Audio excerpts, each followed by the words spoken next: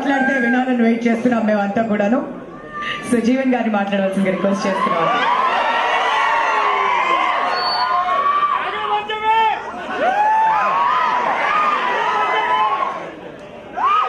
అరే ఒక్క నిమిషం ఆగండి రా.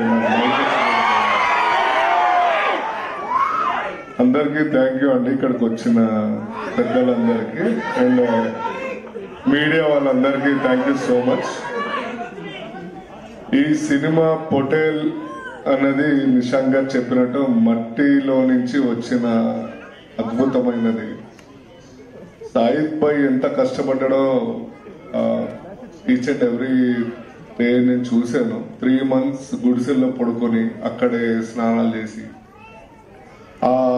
Very down to earth life జీవించారు 3 to 4 months. పర్సనల్ గా నేను చూశాను. సో ఆయన కష్టము ఈ సినిమా ఆల్రెడీ టీజర్ లో మీరు చూశారు and next trailer and next movie.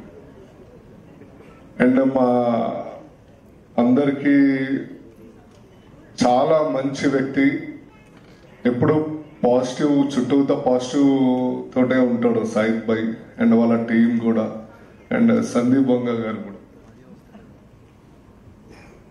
So ఈ cinema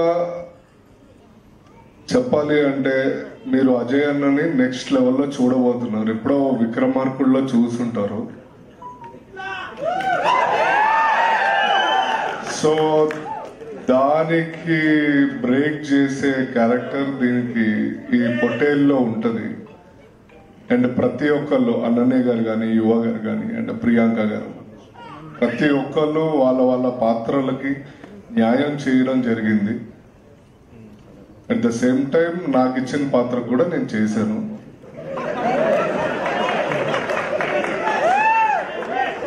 so thank you so much అండి. మీరు గట్టిగా అరిస్తే నాకు మాటలు రావు.